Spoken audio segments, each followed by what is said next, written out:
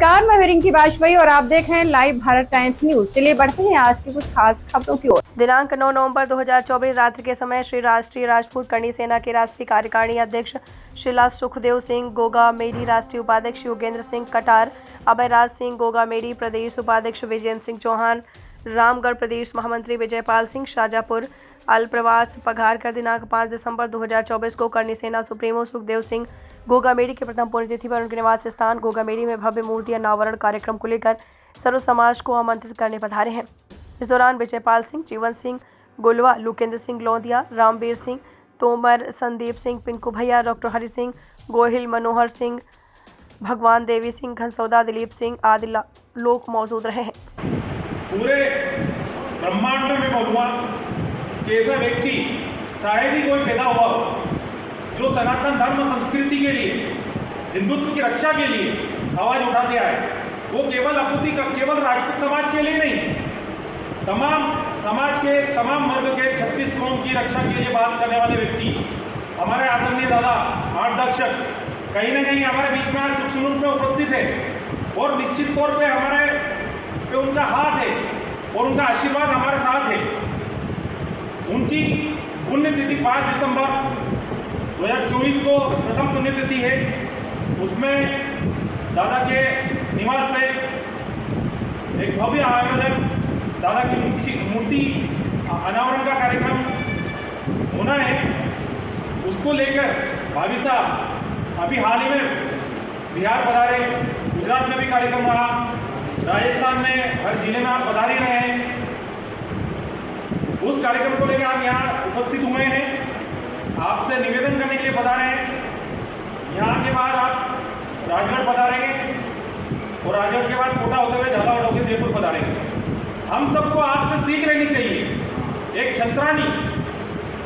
छत्राणी समाज की छत्राणी जो दादा के सपनों को पूरा करने के लिए जिस आगाज से, जिस उद्देश्य से, जिस शक्ति से आगे निकली है, उनके साथ हमको बढ़ चढ़ कर हिस्सा लेना चाहिए, उनका संघर्ष मनोबल बढ़ाना चाहिए।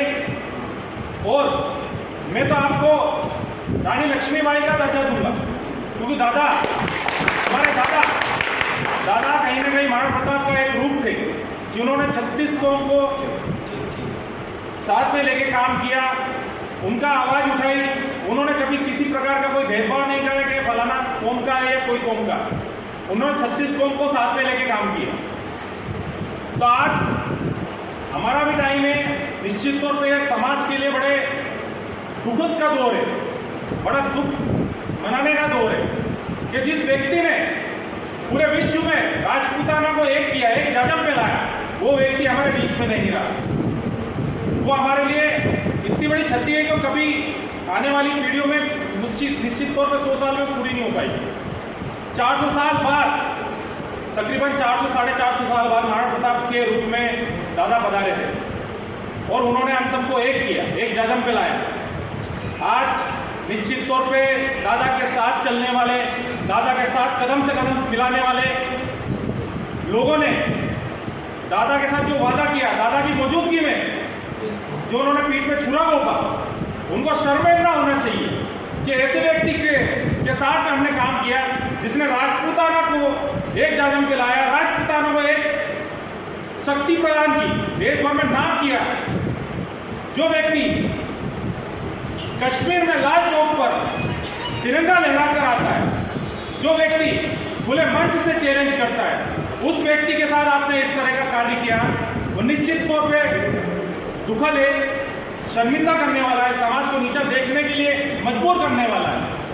आपको राष्ट्राध्यक्ष बनना है, आप तमाम संगठन के बने राष्ट्राध्यक्ष, लेकिन श्री राष्ट्रीय राजपूत करणी सेना आपका एक बरगद का पेड़ था जिसकी आप शाखा है, ये ना भूलें।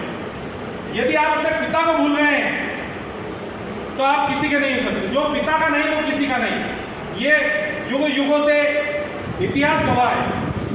आप सबसे निवेदन में यही करूँगा कि हम एकजुट रहें। निश्चित तौर पे आप संगठन कितने भी बनाएं, लेकिन जहाँ समाज की बात है, समाज की एकत्रितकरण की बात है, वहाँ हम सब एकत्रित रहें, समाज के लिए नई आवाज बुलंद करें, लाकि अपन एक दूसरे पर लांछन लगाएं। आज बड़े भाई योगेंद्र सिंह कटार साहब मैं आपको पिछले कुछ सालों का एक किस्सा सुनाऊंगा। हमारे बड़े भाई ने यहाँ पे एक अच्छा एक कार्यक्रम करा था, उसमें उनको निवेदन करा था, दादा से मेरी बात हुई, सुखदादा से बात हुई, हमने यहाँ पे एक संतों का कार्यक्रम करा था। दादा आप पधारे हुए थे, आप महाराष्ट्र में तो अपने व्यक्तिगत पर्सनल बिजनेस के लिए पधारे थे। अब दादा से बात हुई, निश्चित तौर पे राष्ट्रीय अध्यक्ष हैं, हमको भी बात करी कि भाई कैसी क्या पब्लिक होगी, क्योंकि निश्चित तौर पे एक गरिमा रहती भाई राष्ट्रीय अध्यक्ष आए तो कम से कम जो पब्लिक होगी। तो हमने दादा उस तरह का क्योंकि अचानक सडनली एक मूवमेंट कार्यक्रम हुआ। अब दादा ने मेरे से बात करी, आपसे गढ़ा साहब से बात हुई, तो दादा का कहना है कि कैसा क्या, चलो ठीक है पहले तो फिर। और मैं आपकी बड़कपन की बात बताऊंगा, रात की करीबन दादा से मेरी 11 बजे बात हुई होगी। हमारे भाई की एक जन्मदिन था, 11 बजे फोन लगाया, बोला दादा का आदेश हुआ मैं निकल रहा हूँ। तो हमारे दादा के छोटे भाई के रूप में, हनुमान के रूप में पूजे जाने वाले मेरे बड़े भाई योगेंद्र सिंह कटार साहब धूले थे, आई थिंक महाराष्ट्र के धूले में थे। रात को 11 बजे दादा ने फोन लगाया और राज में पधारे और नेक्स्ट डे सुबह कार्यक्रम अटेंड किए। तो आप क्या इनका समर्पण देगा समाज के प्रति, हम इनका बड़प्पन देंगे समाज के प्रति, कि किस तरह से आप समाज के प्रति झुकाव है, किस तरह समाज के लिए कार्य कर रहे हैं अपने परिवार को छोड़ के। भाभी साहब यहाँ पधार रहे हैं, इससे दौरा कर रहे हैं, ये छोटी सी बच्ची है, उससे आप अंदाज लगा सकते हैं हमको इनसे प्रेरणा लेनी चाहिए। फिर दादा को हम नेक्स्ट डे छोड़ने